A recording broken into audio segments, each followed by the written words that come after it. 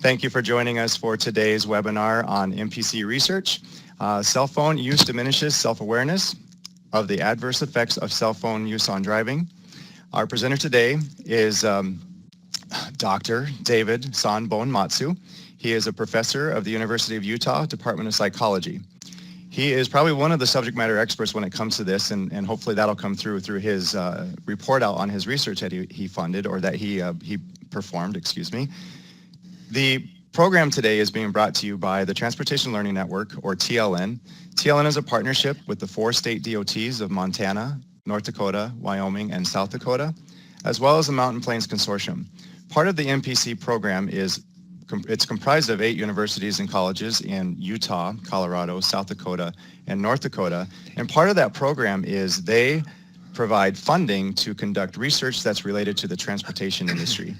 And David is one of those recipients of some of this funding, so he is reporting out on his research today. We are the only ones that will have the right to speak today. If you do have any questions, please use the Q&A feature that is in the webinar window, and we'll respond to those questions as they come in or during some natural breaks. If we do not get to your questions right away, don't panic. We'll get to those as soon as we can when there's a natural pause or natural break. So again, please use the Q&A. Today's session is being recorded, so if you want to refer back to it for later on, the session will be available on the Learning Management System where you registered for today's webinar in about a week. All of the research documentation and the presentation will also be available on the LMS for you to download and to read. I guess when you're, as most researchers say, when you're having trouble falling asleep, you can read some of the research and maybe it'll help you. Or if you're looking for some really riveting information, you can read this as well. So with that, David, I'm going to go ahead and let you give any additional background information you would like. Other than that, if you want to just go ahead and start your presentation. Thank you, Chris. Good morning, everyone. I want to thank you for joining our Valentine's Day presentation. The research that I'm going to be discussing with you today is conducted at the Center for the Prevention of Distracted Driving at the University of Utah. The principal investigators in this research were myself and David Schrayer, who is pictured in that right-hand photo that you see.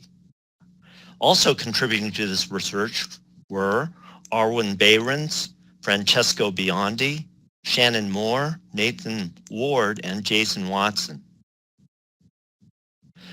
This research was very generously supported by a grant from the Mountain Plains Consortium, which is a regional university transportation center sponsored by the U.S. Department of Transportation. All right.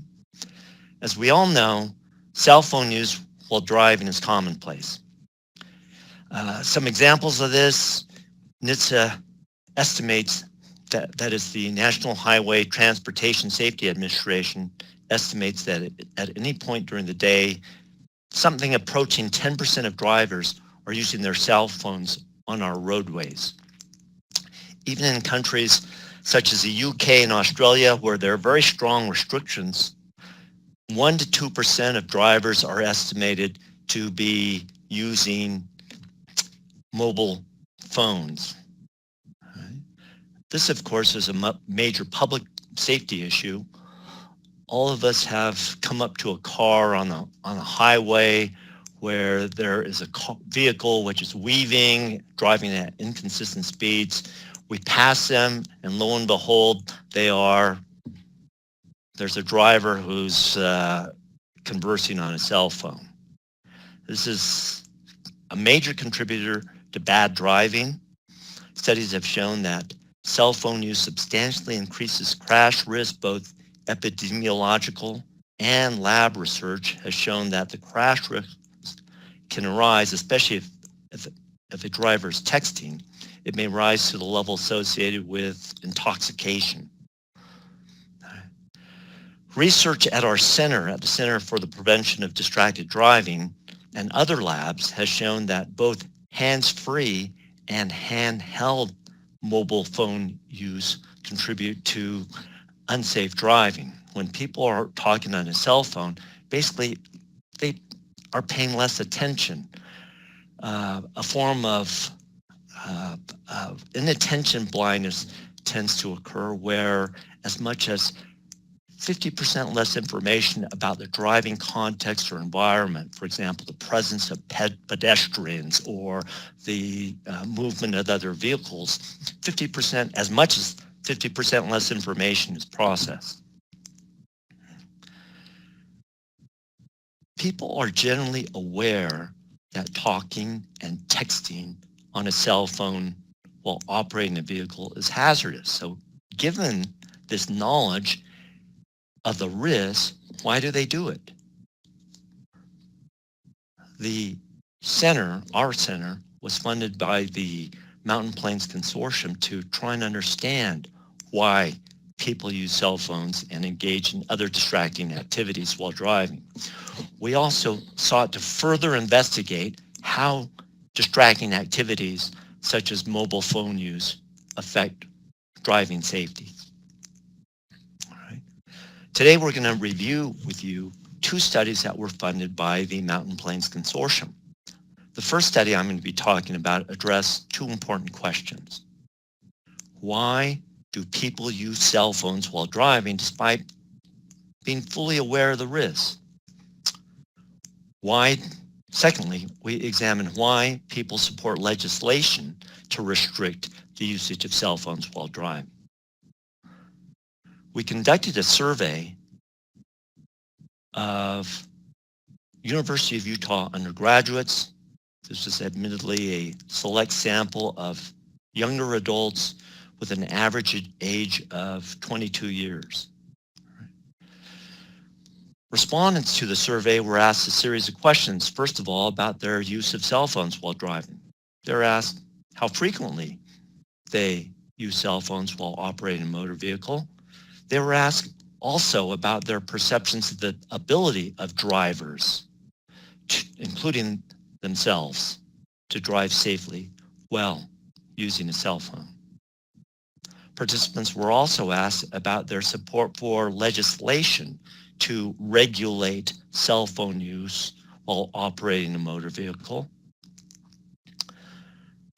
They were then asked about the perceived benefits of talking on a cell phone while driving, as well as the risks, including the risks relative to driving while intoxicated. Our first analysis looked at cell phone usage and support for legislation to restrict such usage. Most of our participants reported that they used a cell phone while driving occasionally, almost always, or always. Most of our participants also indicated that they supported restrictions on the use of cell phones behind the wheel. That is, they agreed with statements such as laws should be passed to restrict the usage of cell phones while driving.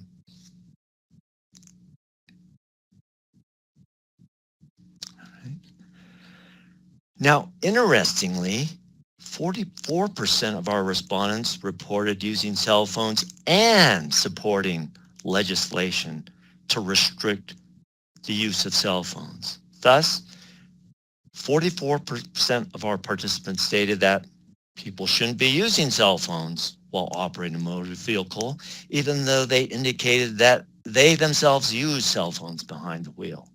Thus, you might say that a large proportion of our participants appeared to be hypocrites.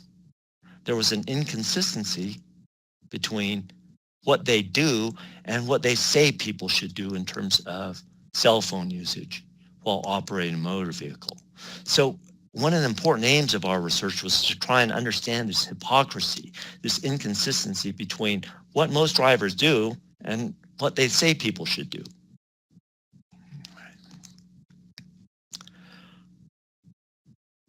We assessed participants' perceptions of their ability to drive safely while using a cell phone. They ranked their own ability to use a cell phone and drive safely on a percentile scale ranging from, of course, 0 to 100%, where 50% indicated I'm exactly average and 100 indicated I'm at the very top. Of our respondents, 160 or 64% estimated they were above average. obviously, someone is overestimating their ability to drive safely while distracted. This was further confirmed in additional measures that were administered.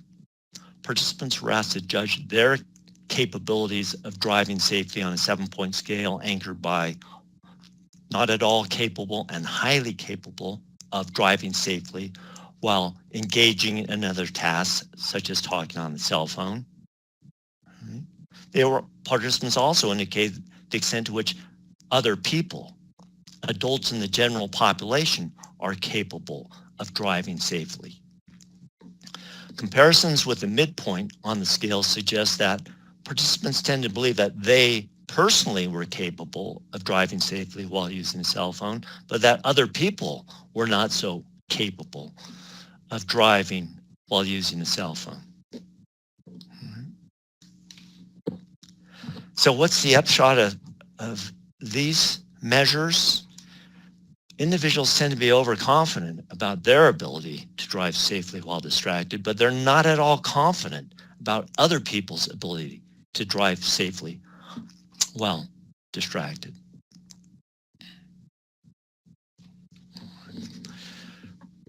Our respondents were asked about the perceived benefits of using a cell phone while driving. They tended to disagree with the idea that talking on a cell phone makes driving less boring.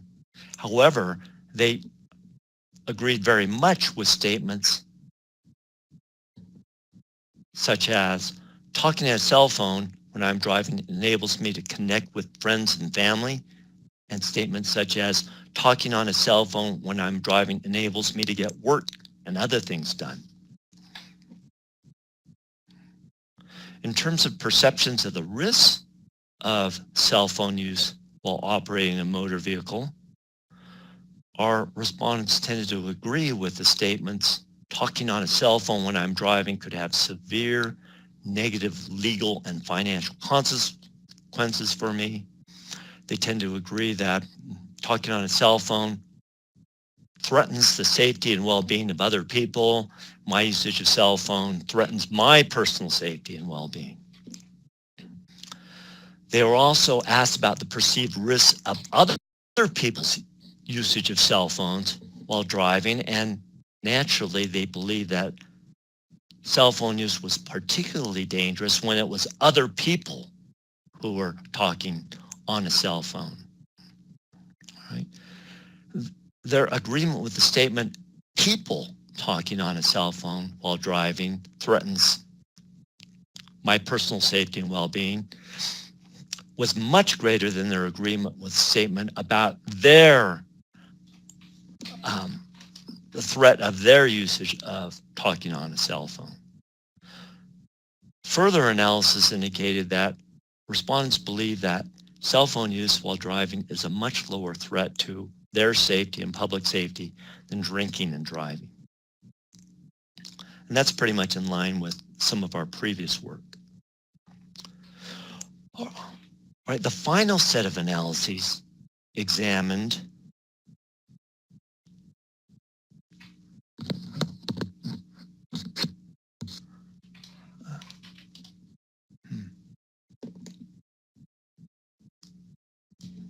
the factors that predict the extent to which the predicted cell phone use while driving. A multiple regression analysis revealed that the strongest independent predictors of cell phone use were, first of all, perceptions of the benefits of talking on a cell phone. Participants who use a cell phone while operating a motor vehicle were much more likely to report benefits such as it enables me to talk with friends and family, it allows me to get work done. The regression analysis also revealed that a very strong predictor was, well, one of the strongest predictors was participants' perceptions of their ability to drive safely while distracted. Those who had a great deal of confidence in their ability to drive safely while distracted were much more likely to report using cell phones than those who lacked such confidence. Interestingly, the usage of cell phones, self-reported usage of cell phones, was not predicted by perceptions of the risk to personal and public safety.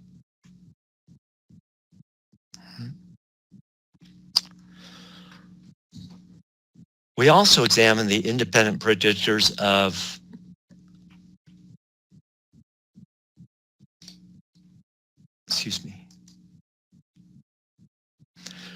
of support for legislation to restrict the use of cell phones while driving. A multiple regression analysis indicated that the major predictor, the most significant independent predictor of support for such restrictions, was perceptions of the risk. The belief that other people's use of cell phones is a threat to the safety and well-being of others as well as self.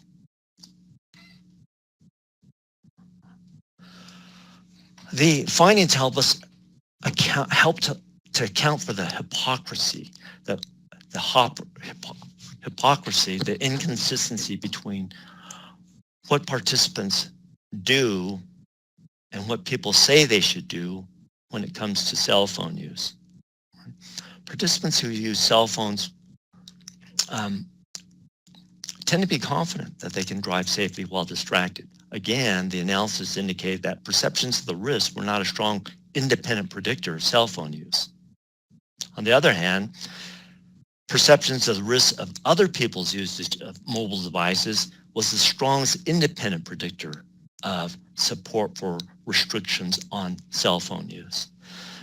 So basically, many, if not most, drivers believe that they're fully capable of driving safely while using mobile devices, and they totally downplay the risk. However, they lack confidence in others' ability to drive safely while distracted, and hence they oppose, other people's usage of cell phones. So it's this pattern that helps us to account for this inconsistency between what people say they should do, people should do generally, and what they themselves do. Basically, the inconsistency occurs because people are overconfident about their own abilities, but they lack confidence about other people's ability to drive safely while distracted. Some limitations of our study. One problem is that we relied on self-report measures. Self-report measures, of course, are problematic because people don't always faithfully report their behavior or their attitudes or their beliefs. However, it's hard to get at people's motivations and their perceptions without the usage of such self-report measures. A second problem with our study is that we use college student participants. Obviously, this does not provide us kind of with a fully representative set of data that kind of is necessarily reflective of the general population. All we can say here is that we have seen similar or parallel findings with broader samples in other studies. For example, there was a AAA study that was conducted which showed that people generally, the majority of people use cell phones while operating a motor vehicle, at least occasionally. That same AAA study showed that most people support legislation to restrict the usage of cell phones. So many of our findings paralleled in other research. All right. At this point, I'd like to talk about the second study that we conducted. This study examined how cell phone use impacts drivers' awareness of the adverse effects of cell phone use. This study addressed two important questions. First of all, we examined how cell phone use while driving affects self-awareness of the safeness of driving and basically how well a person is driving. The study further addressed that important question of why people are overconfident about their ability to drive safely while distracted.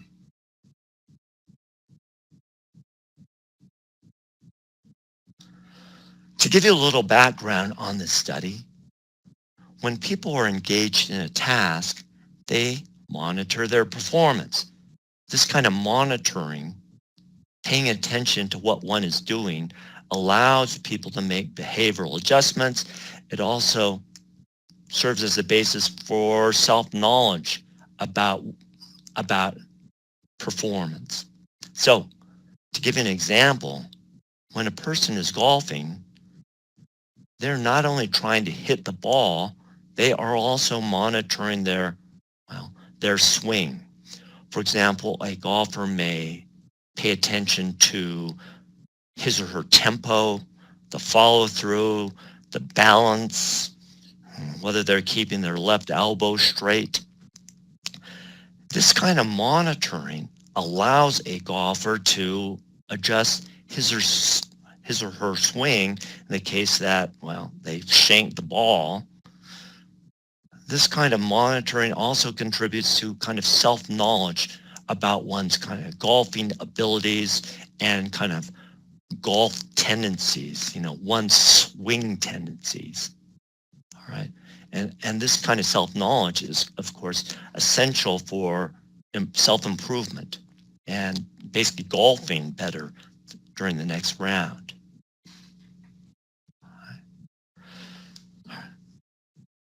When people are distracted while performing a task, there may be less monitoring. There may be less self-awareness. Basically, when people are distracted, they may be less cognizant of what they're doing poorly or well and how they, and the general levels of their performance.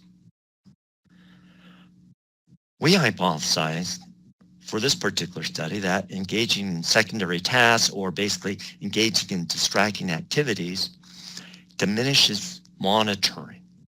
When people are engaged in a distracting activity, they just have less capacity to pay attention to their selves, their own behavior, and what they're doing well and what they're doing poorly.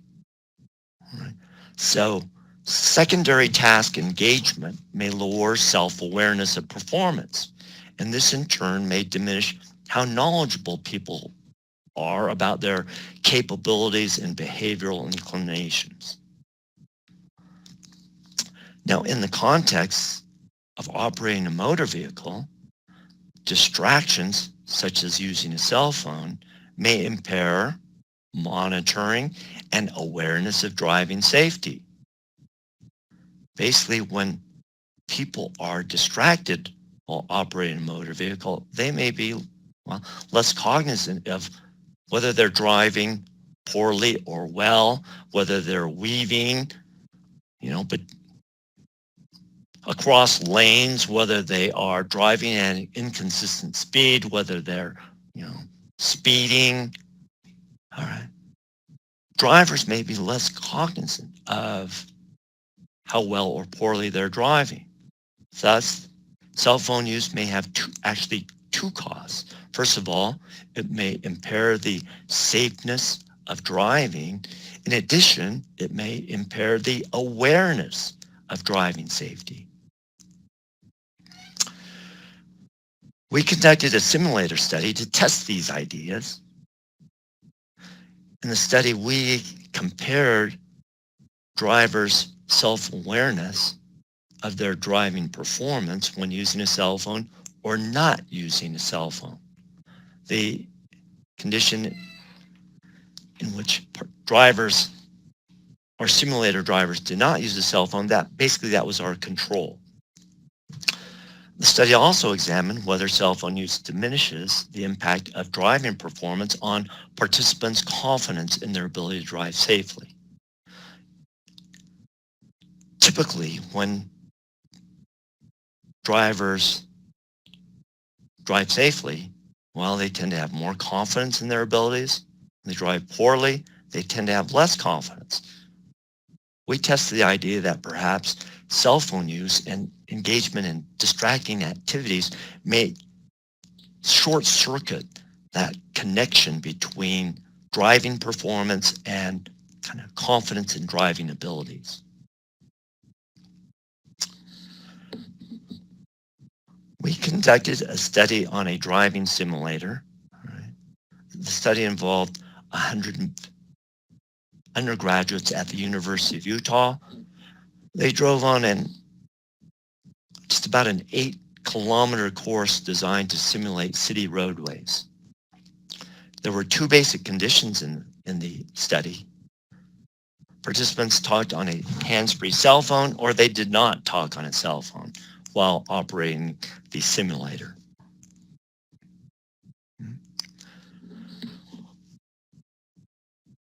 The number of errors that were made while driving on the simulator was recorded. The serious errors such as swerving off the road, failing to stop at an intersection for a red light or stop sign were recorded. In addition, we recorded the minor errors such as speeding.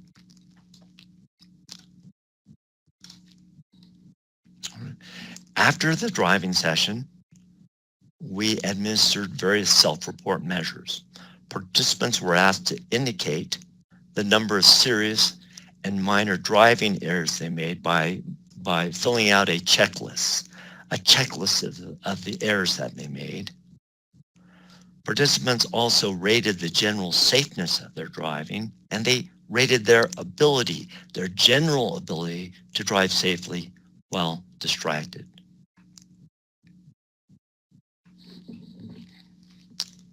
Not surprisingly, participants who talked on a cell phone while on the driving simulator made more serious errors than control participants who did not use a cell phone. And this, of course, was a replication of prior research. Our primary analysis examined the relation between the actual driving errors, specifically the actual serious driving errors that were made, and participants' assessments of the safeness of their driving. Control participants' assessments of the safeness of their driving were strongly linked to or correlated with the actual number of serious driving errors they made. The more driving errors they made, the less favorable their assessments of the safeness of their driving. In contrast, participants who were on a cell phone, their assessments of the safeness of their driving were uncorrelated or unrelated to the number of actual serious driving errors they made. Cell phone participants' estimations of their driving errors were also unrelated or uncorrelated with their actual serious driving errors. So basically, what these findings show is that participants who were using a cell phone while driving on the simulator were clueless about whether they were driving safely or not safely.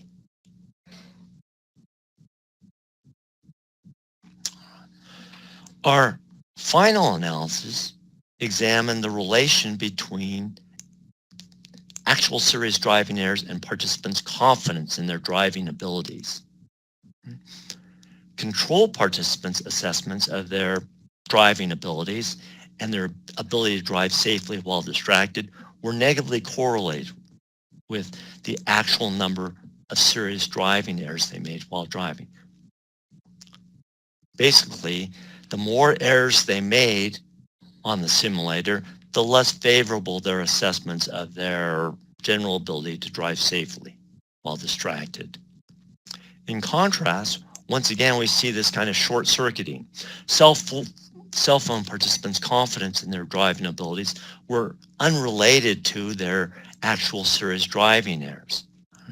Thus, cell phone participants' confidence in their ability to drive safely while distracted, their kind of views of their ability to drive safely were not based in any way or linked to the safeness of their driving performance.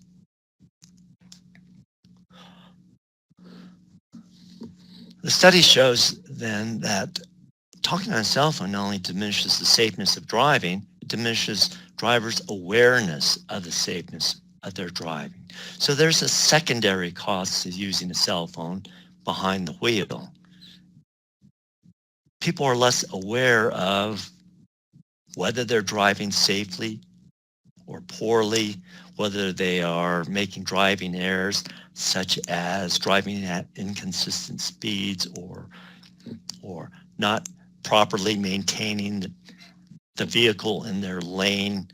People are just less cognizant of the errors that they're making and the general safeness of their driving when they're operating a vehicle and talking on a cell phone. All right. The study also shows that the lack of awareness of driving performance when people are using a cell phone contributes to kind of poor self-knowledge of one's capabilities. Because drivers are often clueless about how cell phone use is adversely affecting their driving, they tend to maintain these inflated views about their ability to drive safely while they're distracted. So the lack of awareness or monitoring of driving performance that results from using a cell phone contributes to basically overconfidence. So to summarize, the two studies help us to understand why people use cell phones while they're driving, despite the fact that everyone has been informed about the risks. Drivers use cell phones because of benefits such as getting work done, connecting with people close to them. Drivers also use cell phones because they minimize the risks. They downplay the potential dangers of their usage of cell phones. And as we suggested with the second study, this overconfidence stems in part from their lack of awareness or monitoring of how cell phone use impairs their driving performance. Anyhow, thank you very much for listening in on this talk. I thought it would go longer. I hope the 33-minute presentation works for you folks. Why don't we, at this point in time, go ahead and open it up for any questions. Questions can come in at any time, but at this point in time, if anyone does have any questions or if they have something they'd like to ask, let's go ahead and do that. There is one that popped in here. Hello? So, David, can you hear me? While I'm reconnecting with David, if you guys want to please go ahead and continue to type in your questions, we will address those as soon as we can. Dustin, are you there? Can you hear me? I can hear you. You can hear me now?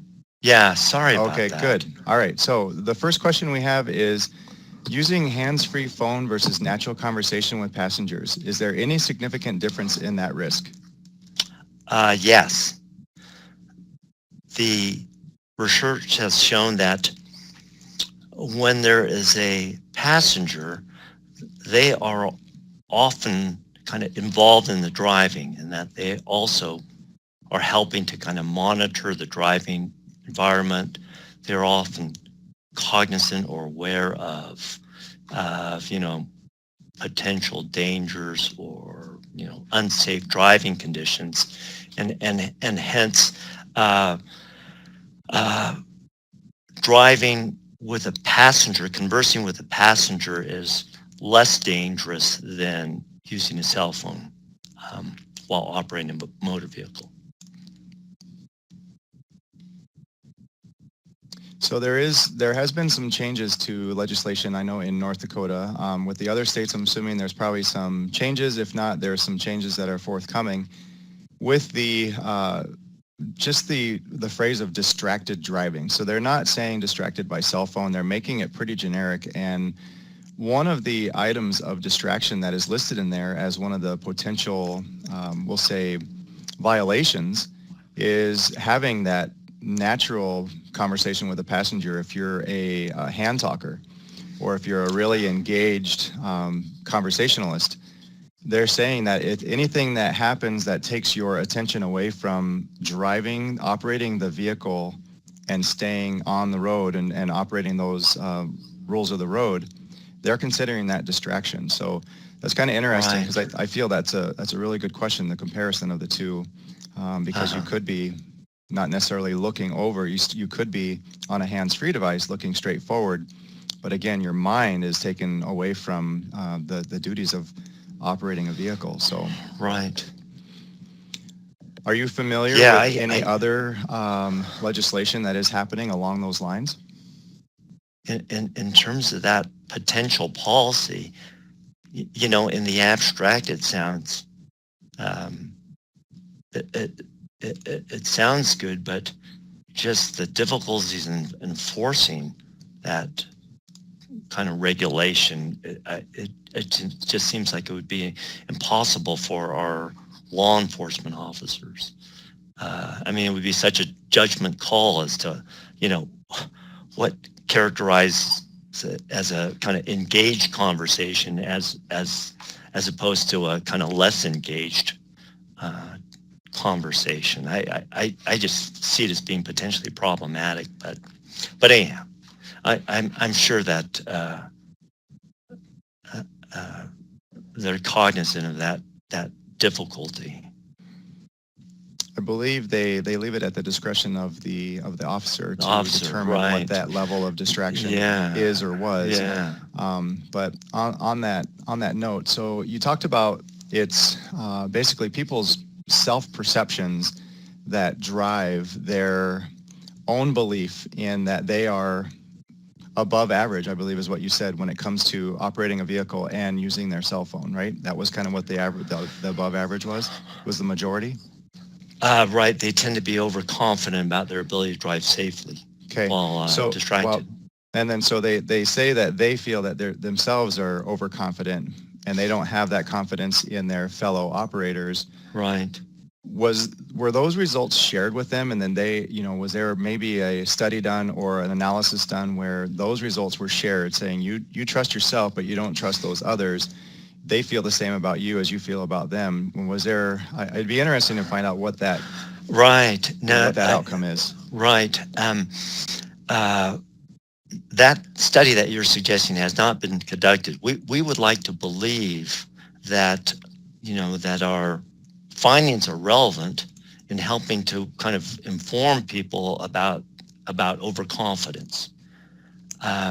We think that we're hoping that by conveying to, you know, the public about how most people, the majority of people, tend to kind of have inflated views about their abilities to drive safely while distracted, that awareness will kind of make people more cognizant of the risks and induce a sense of caution when it comes to such distracting activities. But that study hasn't really been done yet. Okay. So there's another kind of a comment or maybe even a question. Can all distractions be associated with cell phone distractions, like reading a map, eating, again, having a natural conversation, even, you know, working on beautification? Might these distractions be researched in the future?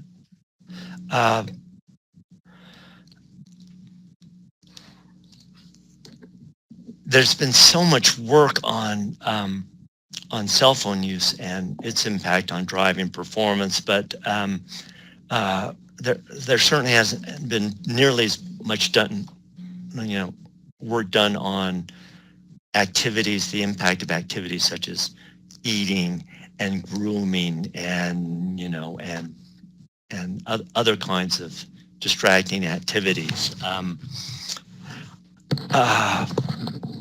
I don't know what direction the research is going to take, in part because it's contingent on, you know, on the funding sources and what the funding sources believe is important. but I will say that, you know, hopefully, hopefully, there will be greater development of autonomous vehicles, and people will be able to be fully distracted while operating a motor vehicle in the future. Yeah. So, Chris, I want to apologize. In hindsight, the volume I inadvertently had turned down the volume on my controls, and I think that's why. I mean, it was completely my foul up. So It's my okay. apologize to all the listeners. I screwed up. That's okay. Everybody just got to hear me say, David, can you hear me now? David. Yeah. So they just got to hear that Anyhow. for a little bit. So Yeah. My apologies. I thought maybe you were distracted. I thought you grabbed your cell phone and were a little distracted there. No, I kept wondering what's going on, and then I started fiddling with stuff, and I realized what had happened. And yeah, so anyhow, my apologies to everyone. That's okay. No worries. Yeah. All right. I'm not seeing any other questions come in. If somebody does have a question and they want to chime in the last couple minutes here, please go ahead and do so. And David will address that to the best of his ability. But I want to thank you for attending today's TLN presentation on this MPC research. For more information on this MPC research, you may go to the webinar landing page, which is the page you went to sign into today's webinar. The research documents are out there and available for you to download and again to go through if you would like to reference them, as well as today's presentation in the handout version, so you can go out and download today's presentation for a quick summary, we'll say the Cliff Notes version of the research, and what the theory was and what the findings were. There's a comment here. I'm going to stop using my cell phone in the car, even if I think I'm not being distracted. It's that's something I think we all kind of attest to. So I think that's a great thing to adopt, and a good practice to adopt and try to put forth. So, David, any closing comments you would like to make? No, just thank you for listening in on our research presentation, and again, my apologies for Don't worry about it. It's technical okay. difficulties. It's all right. All right. With that, everyone, I'm going to go ahead and close out today's session. Thanks for joining us, everyone. Be safe out there.